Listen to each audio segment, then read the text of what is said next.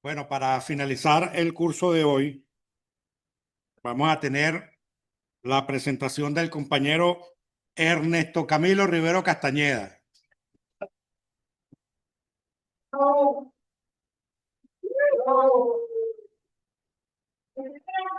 Estamos jugando carrito. Economista, ¿quién es ese? Economista. Magíster en negociaciones económicas internacionales. Presidente del Instituto Venezolano de Planificación Aplicada. Ese es el hombre. Ese es el hombre. No te llevo nada. Título de su ponencia: el carácter transicional de la Quinta República, la Revolución Bolivariana como proceso. Adelante, compañero.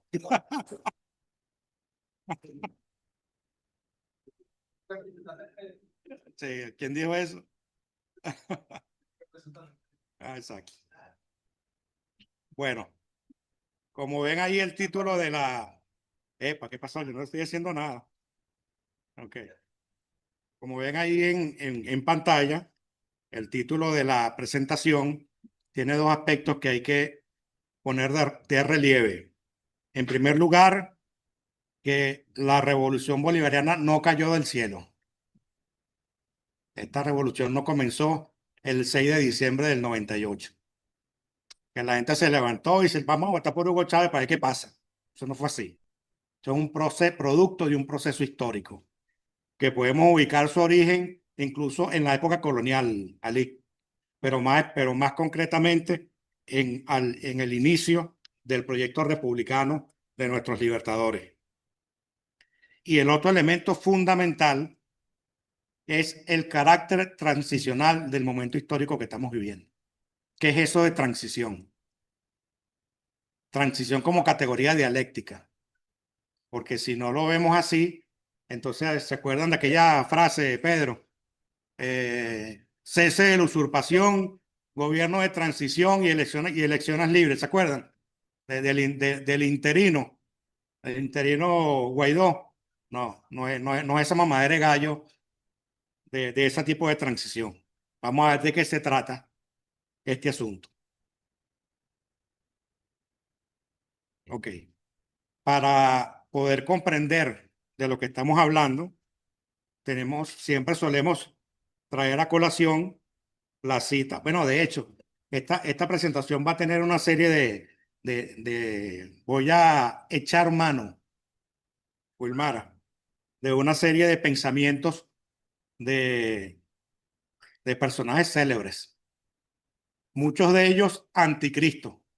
Para que yo de aquí tengo que salir corriendo donde el padre Numa, porque la cosa es, pues vengo con todo. Estoy mamando gallo aquí. Y digo el padre Numa porque no puedo ir para Roma con el nuevo Papa León XIV. Saludos a los caraquistas. Tenemos papa caraquista, León XIV.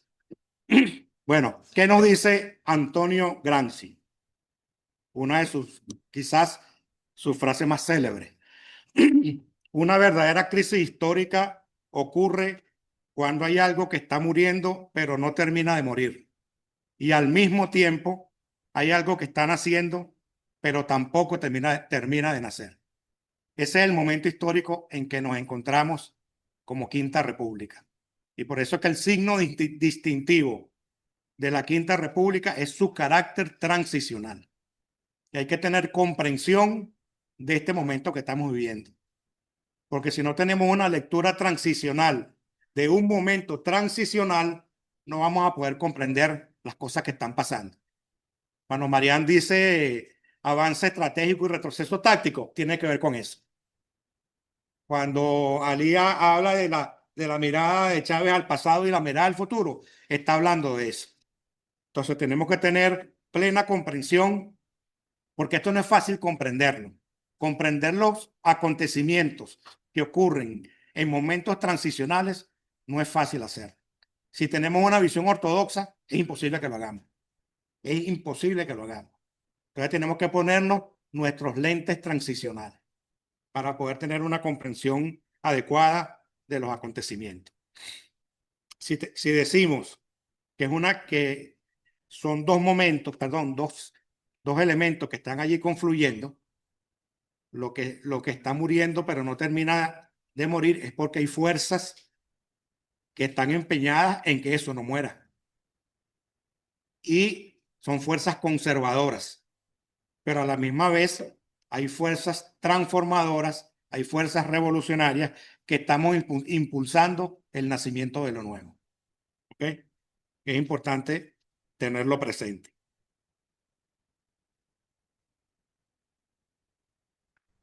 Ok, esto tiene como un delay. Vamos a ver, espérate. Ok, ya, está bien, Emilio. Entonces, fíjense, tenemos unas fuerzas, porque cuando decimos que la revolución bolivariana no cayó del cielo, es porque todos nosotros, salvo algunas excepciones, por razones de edad, somos hijos de la Cuarta República. Somos hijos porque de allí venimos. De allí venimos. Lo que pasa es que somos fuerzas transformadoras, que queremos transformar este país. Pero ambas cosas son ciertas. Somos fuerzas transformadoras, pero somos hijos de la Cuarta República. Y eso también es un elemento que hay que tener presente. Y también tenemos en la acera de enfrente esas fuerzas reaccionarias, conservadoras, que van a hacer todo lo posible porque este proyecto fracase. Y por eso es que citamos siempre a Jean-Paul Sartre. En el fútbol todo se complica con la presencia del equipo rival. Resulta que nosotros somos unos sujetos sociales transformadores, pero no somos los únicos sujetos sociales que estamos presentes en el tablero. Hay unas fuerzas reaccionarias que están allí, y no solamente que no están allí de manera contemplativa, no, están actuando para que este proyecto fracase. Y no son cualquier fuerza, son fuerzas imperialistas. No nos estamos enfrentando, con el perdón de, ni con Haití, ni con Puerto Príncipe, ni con, ¿cómo se llama? Guinea Ecuatorial. Nos estamos enfrentando al imperialismo mundial, ni siquiera el imperialismo norteamericano, con todo el poderío y la fuerza que ellos tienen. Entonces, ¿a qué nos referimos con la transición? Momento de confrontación política entre fuerzas conservadoras y revolucionarias que disputan el devenir de un proceso histórico, con las contradicciones que se manifiestan en las dinámicas concretas, las cuales resultan condicionantes y determinantes en el rumbo y ritmo que efectivamente tendrá ese proceso en cada momento. Fíjense la complejidad que significa avanzar en un proyecto con estas características. Porque es que, aparte de eso, Ali, no solamente que lo nuevo nace de lo viejo, sino que lo nuevo nace contaminado de lo viejo. Parafraseando a otro anticristo, Mao Zedong, tenemos que deslastrarnos del cuarto republicano que llevamos por dentro. Que lo tenemos sin excepción. No hay una sola persona que no lo tenga. Ninguna. Nadie. ¿Quién dijo que sí por ahí? No está equivocado, compañero. Ok, entonces, ¿cuál es esa cuarta república de la cual venimos? A grosso modo, ¿no? Porque esta es una presentación muy corta y tengo que sintetizar. Agotamiento del modelo político de representatividad punto fijista, lo que llamaron la crisis de representatividad. La degradación moral de el espectro político venezolano expresado en su manera más emblemática en la corrupción, el deterioro de las condiciones de vida de nuestro pueblo y la crisis del capitalismo periférico rentista que vivió no solamente Venezuela, sino toda América Latina en la famosa década de los 80, con la crisis de la deuda externa y todo lo que eso significó para nuestros pueblos. Y la estocada no fue otra, Ali, que la imposición de el programa de ajustes macroeconómicos impuesto por el Fondo Monetario Internacional. Ese es el cuadro, de allí venimos, de allí venimos. ¿Qué produjo eso? Ya lo hemos dicho en otras ocasiones, la rebelión popular del año 89, el Caracazo, y la rebelión militar de 1991. Dos rebeliones. Quien diga que el 4 de febrero fue un golpe de Estado está interpretando incorrectamente la historia. Y aquí tenemos a Bertolt Brecht, el primer anticristo. No estábamos en una encrucijada, estábamos en un callejón sin salida. Las revoluciones se producen generalmente en los callejones sin salida. Y allí nos encontrábamos a finales de la década de los 80 y toda la década del 90. ¿Qué nos dice también otro anticristo más? Trotsky. Los pueblos no van a la revolución con un plan preconcebido de la sociedad nueva, sino con un sentimiento claro de la imposibilidad de seguir soportando la sociedad vieja. La Cuarta República era sencillamente insoportable. Y eso provocó el estallido popular y la rebelión militar.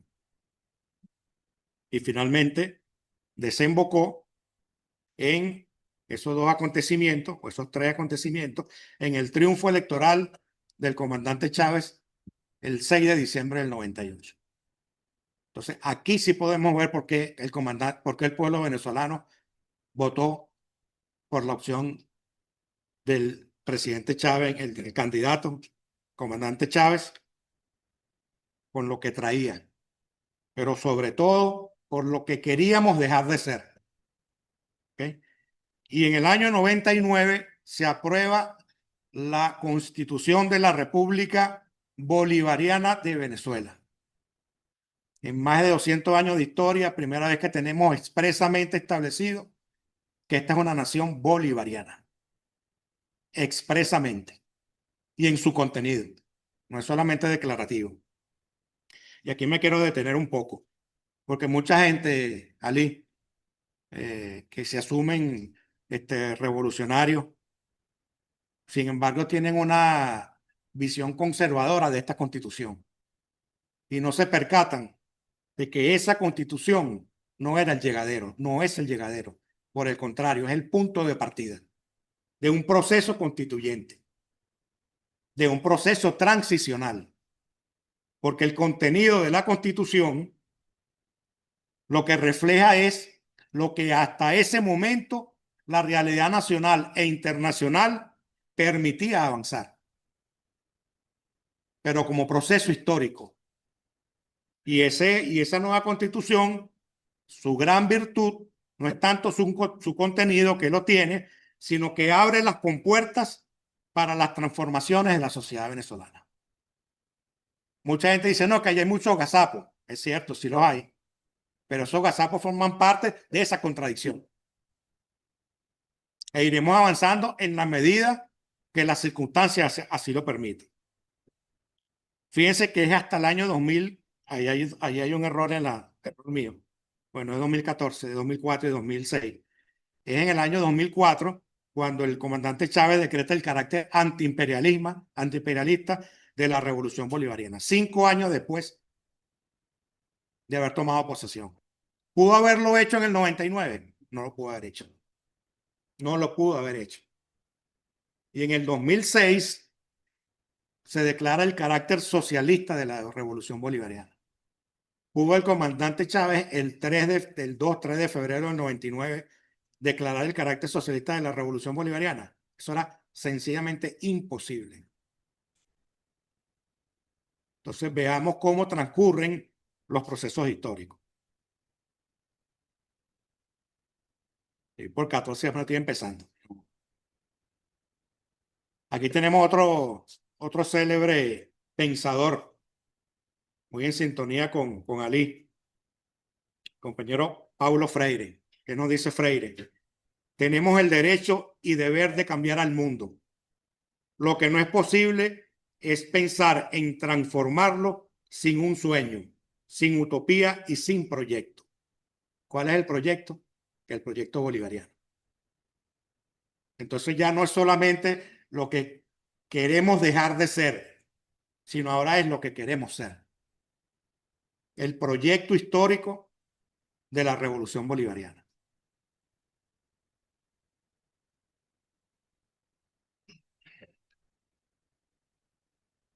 Vamos lento, mira, ok. Entonces aquí viene un primer inconveniente, porque la alternativa al capitalismo hasta ahora es el socialismo, no se inventaba nada distinto. Pero el socialismo tiene una particularidad, visto en retrospectiva, que es que, por supuesto, se asume como una doctrina de carácter universal. Marx, Engels, etc. Pero tuvo el inconveniente en el año 1917, cuando triunfa la Revolución Rusa, que se crea el modelo soviético, el socialismo soviético.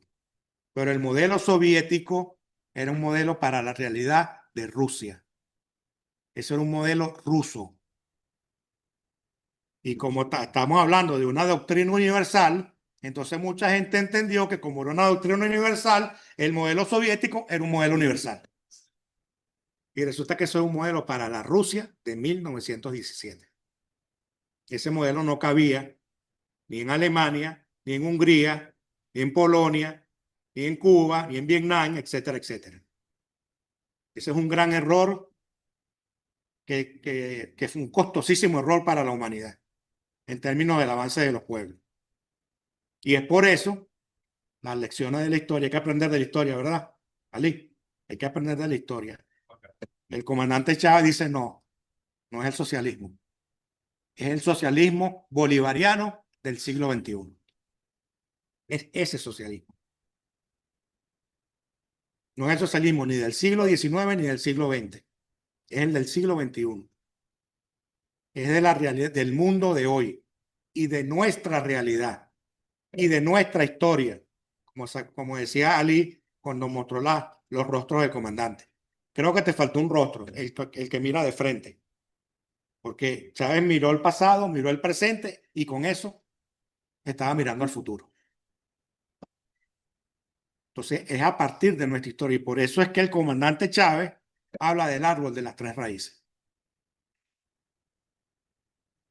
Entonces está hablando de Zamora, está hablando de Robinson, que tú dices que ya no se debería decir Robinson. ¿Dices tú, Ali? ¿O sí todavía?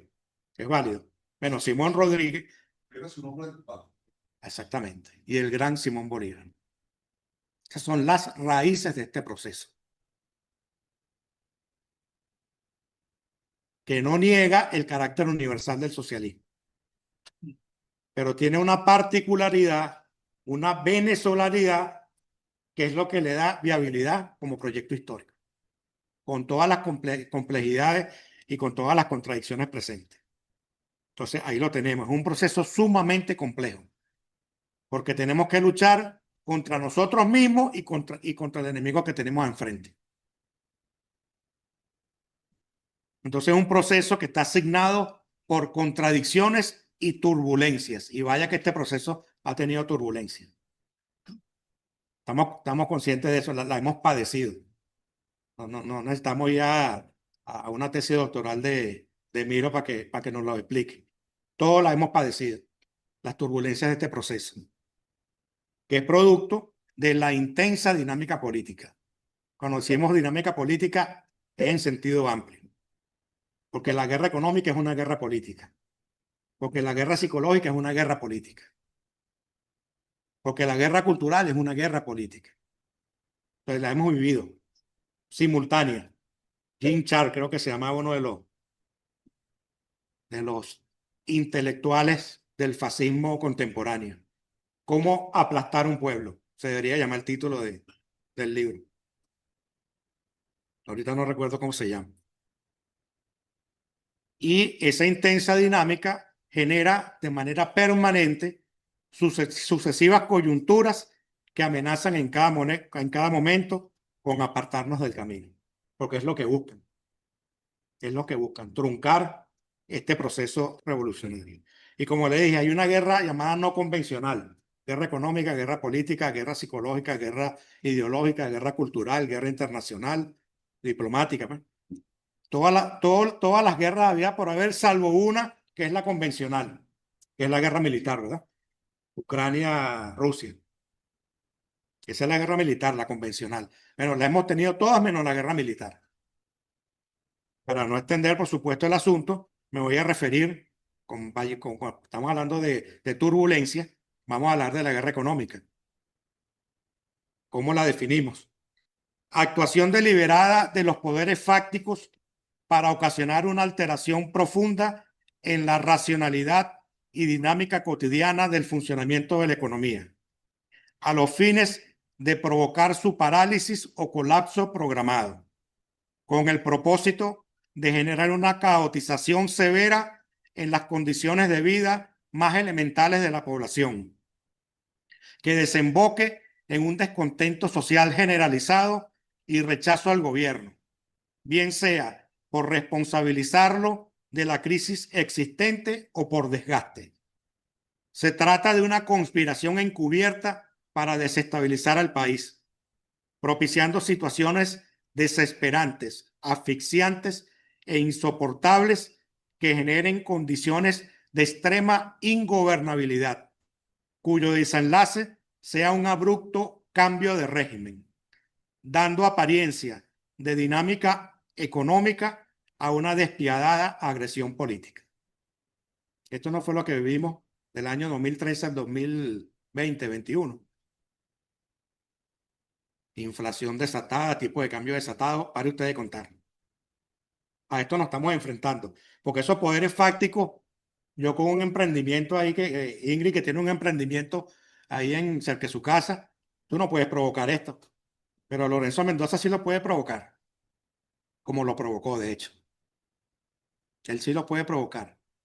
Y la compañerita apellido Machado también lo puede provocar, porque son poderes fácticos, pero son poderes al fin. Y vaya si son poderes.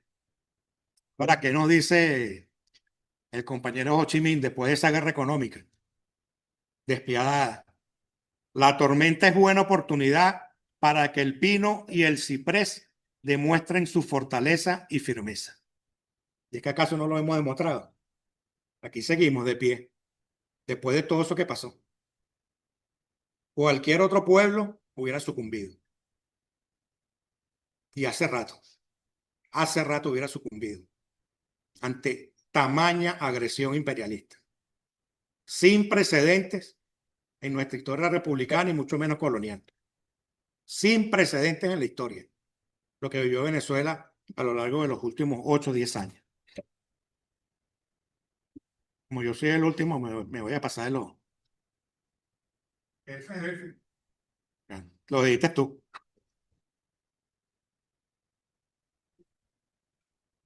Si esto avanza, ayúdame, miro. ¿Por qué no le di bien? No, espérate. Así. Ahí sí me iba a tardar más de 30. Bueno, vale, aquí está otro amigo tuyo.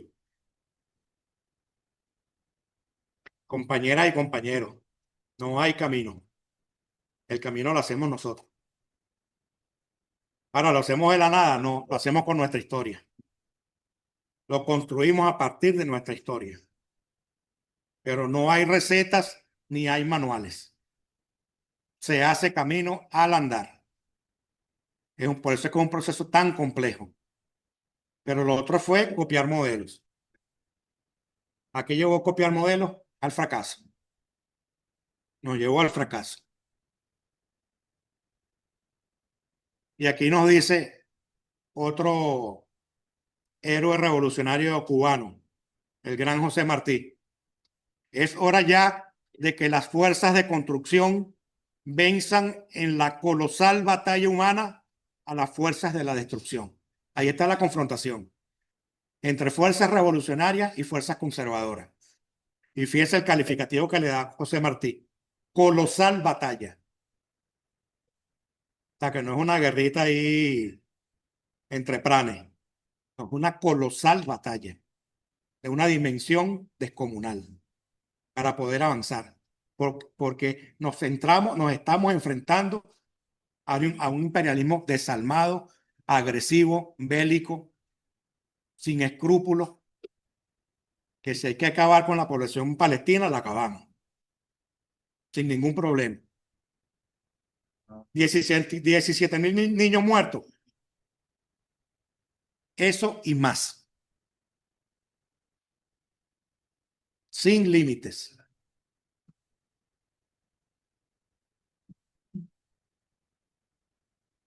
Ay, mira, ayúdame. Se voy a terminar en 50 minutos. Ok. Aquí vemos a Hemingway. No es momento de pensar en lo que tienes. Piensa en lo que puedes hacer con lo que hay. Se pasó.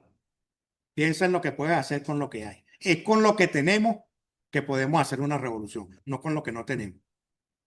No podemos idealizar los procesos revolucionarios. Diría en la jerga de Campiarito, eso es lo que hay.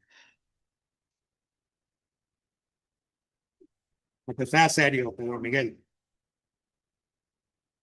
Es con lo que tenemos que podemos construir una sociedad distinta. ¿Dónde está? Eso está como... Ponme Hemingway. Estábamos con Hemingway. Te fuiste para adelante. No, te está diciendo, no, te está haciendo para... Ay, bueno. Lo que pasa es que lo que yo estoy viendo aquí no, ok, ok. Entonces, si yo le hago aquí, seguimos. Entonces, fíjense, ¿qué es lo que tenemos? ¿Qué es lo que tenemos? Tenemos una carga histórica, para bien y para mal. Ojo, esto no es, otra vez, ni idealismo ni romanticismo. Es lo que somos como pueblo. Y por una parte, tenemos un legado independentista que cualquier pueblo quisiera tenerlo.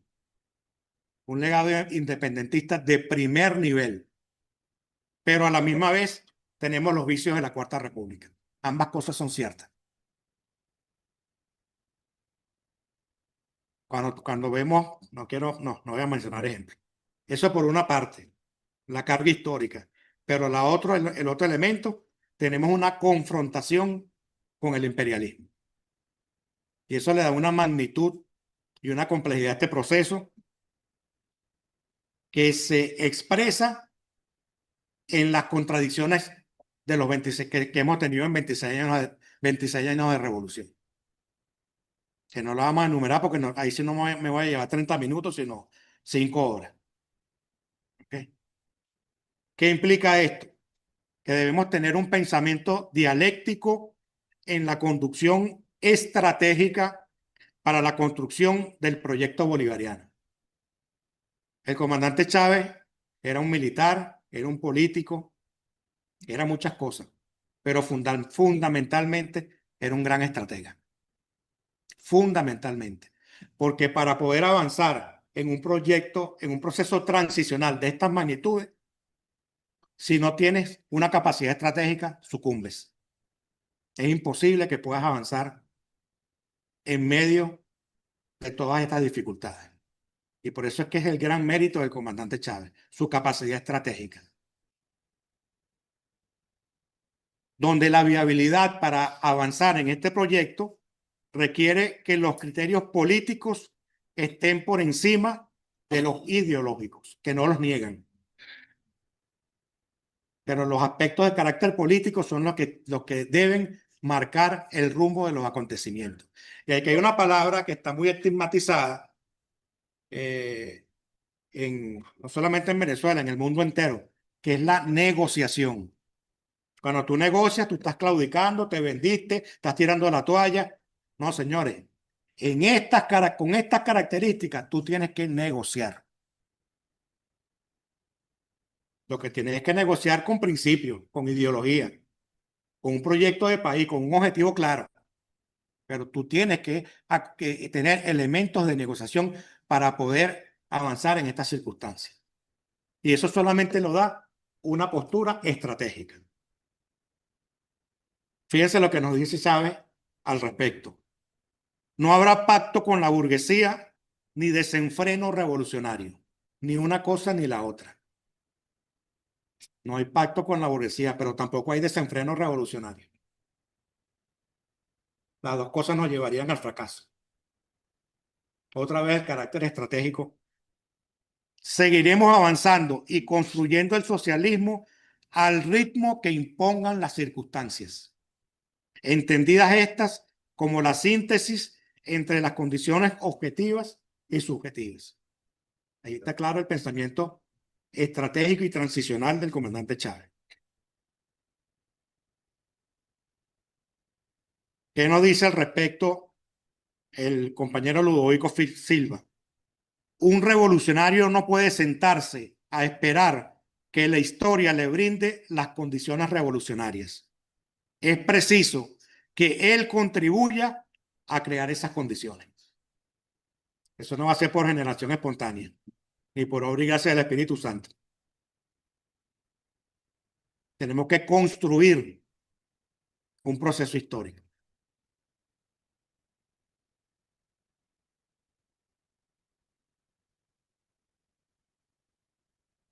Esta, yo no sé si esta fue la que tú leíste, Ali. No, creo que fue la otra. Otra que viene por ahí. Venezuela es libre y nadie es libre impunemente en un mundo dominado por el imperialismo y el capitalismo. La libertad tiene un costo.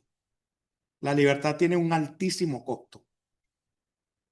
Y fue el costo que pagamos en la lucha independentista, ¿cierto? Y los pueblos, en la historia está demostrado que quien desee ser libre tiene que pasar por aquí. Eso es inevitable.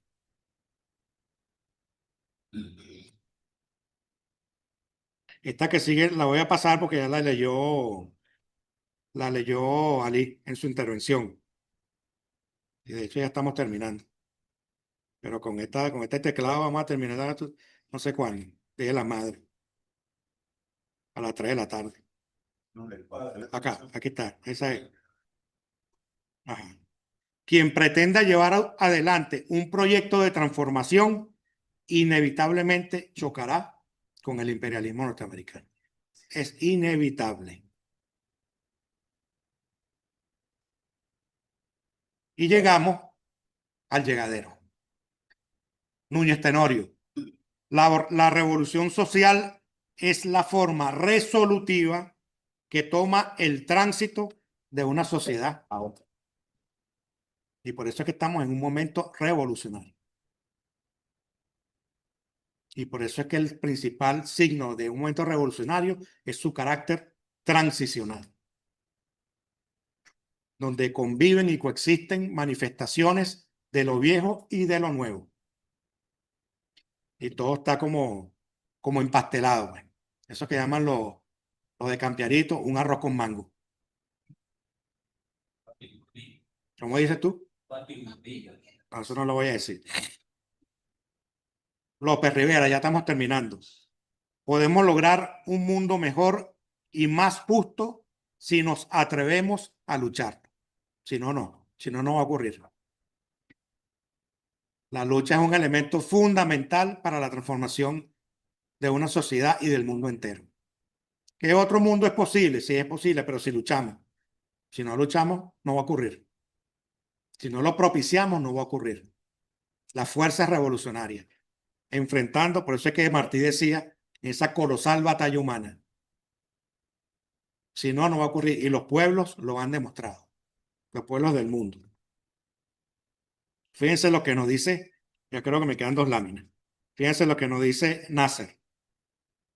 Si alguien piensa que nos hemos cansado, déjenme decir que somos una nación en lucha, otra vez, una nación paciente. Es un maratón, compañero, 42 kilómetros. No son 100 metros planos. Maratón con obstáculos, además. Y si es de largo aliento este proceso, hay que tener paciencia y lucha. Y aquí lo decía con mayor claridad el padre de la patria. Paciencia y más paciencia. trabajo y más trabajo, constancia y más constancia. ¿Para qué? Para tener patria. Ahí está la fórmula. Matemática. Tú que eres matemático, Ali. Paciencia más trabajo más constancia igual patria. Es la ecuación. Ahí está clarita, Pedro Miguel. Así que no invente. Tenemos ya 2 láminas para terminar. ¿Qué nos dice Ruiz Pineda?